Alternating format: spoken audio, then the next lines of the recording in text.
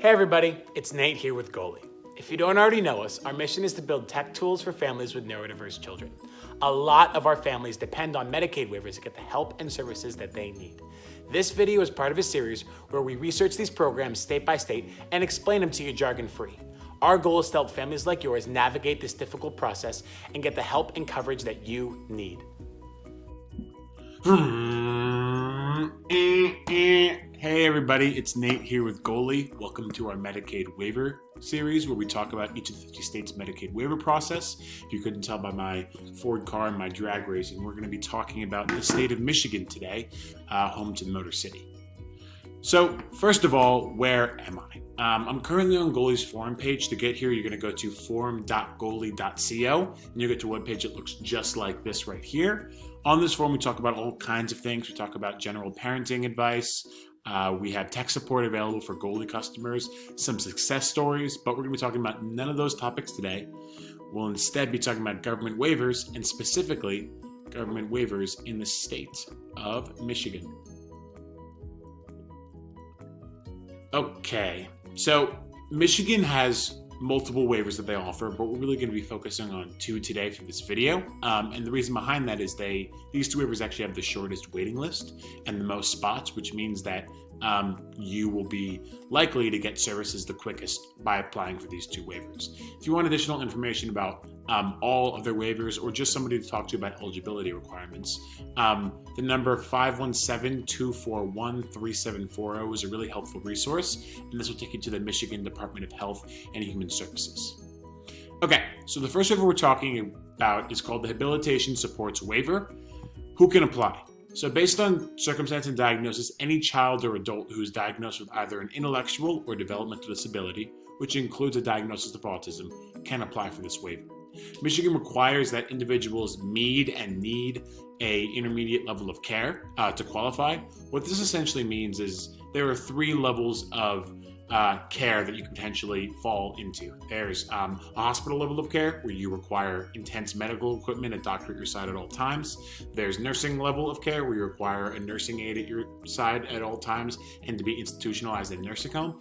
And there's an intermediate level of care where you're able to live at home and you just need some support getting through your day. This is typically the level of care that most Goalie families fall into, which is why we're focusing on these kinds of waivers for our videos.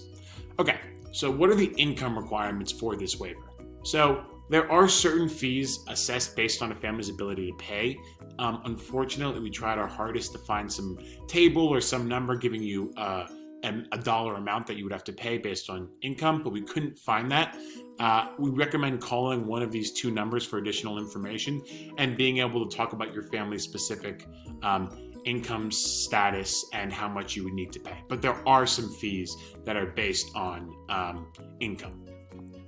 Okay, what do I get if I qualify for this waiver? So we have the entire list of provided services here. There are additional other ones that if you click on this hyperlink for the waiver, you'll be able to see in more detail.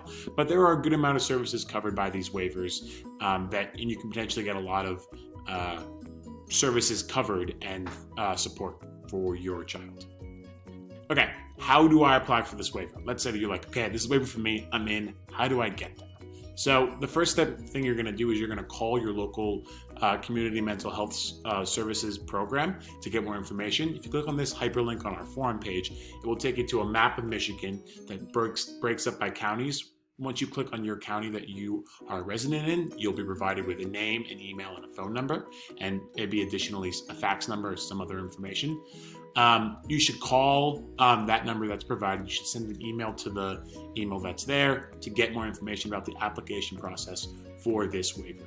Additionally, calling that first number we talked about, the 517 number, is helpful as they'll be able to walk you through the process in more detail. Okay, let's talk about our second waiver, the TEFRA or TEFRA Special Disabled Children Waiver. Okay. Who can apply? So based on circumstance and diagnosis, any child under the age of 18 diagnosed with either an intellectual disability or developmental disability, mental disability, or psychiatric condition can apply for this waiver.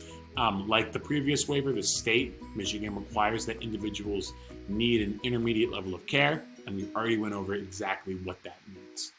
So Income. There actually are no fees associated with this waiver, and the waiver is entirely based on child income. So unless the individual applicant is making money, which your child probably shouldn't be bringing in a steady income at this point in their life, if they are, props to them.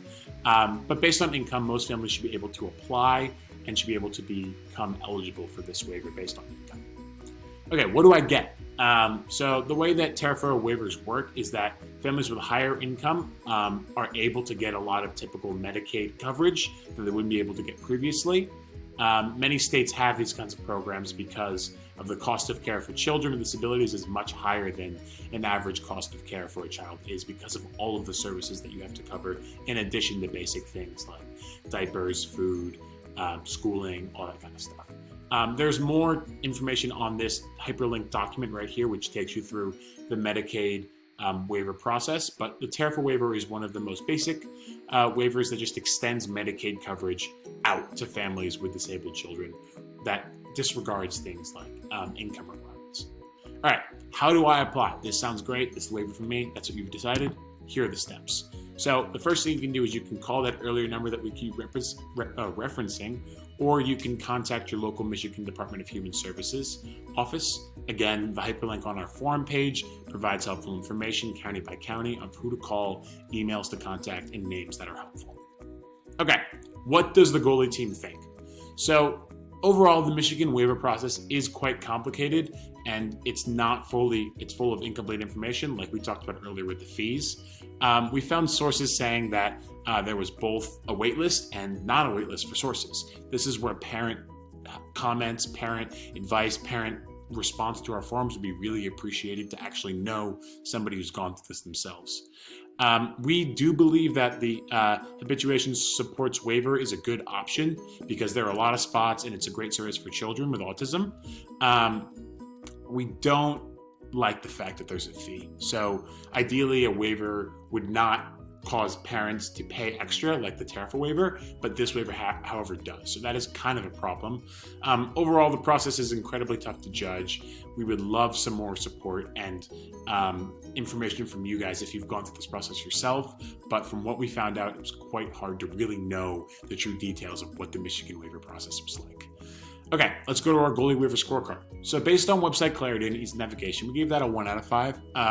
Like we said before, it was hard to actually know what the truth was with the waiver process. We didn't know how much the fees cost. We didn't know if there was a wait list. There was a lot of information that we couldn't really access. And so we gave it a 1. In terms of access and requirements of qualification, we gave that a 2 out of 5. The main rationale behind that is because we felt like because of the fees and because certain families wouldn't be able to qualify based on income, it's not truly accessible to all families who need it most. In terms of healthcare coverage, we give that a 3 out of 5. There are a good amount of services covered, but again, the score is being partially dragged down by the fees that you have to pay and who is able to get qualification and if there's going to be a wait list. So we hope you found this video very helpful, but hope it's not your only resource. We've linked some additional helpful websites that you should feel free to click on the hyperlink to, in addition to calling some of those earlier numbers and checking out those earlier web pages that we linked. Thank you so much for tuning into this video, and we hope you found it helpful. If you've gone through this process yourself and can add any color to our research, please share your experience in our forum. Your help would be greatly appreciated by families who are new to this. If you're just getting started yourself, don't worry. We're here to help. If you have any questions, ask them in our forum and we'll do our best we can to support you. And lastly, if you found this video helpful, let us know. Drop a like or leave a comment. We'd love to hear from you.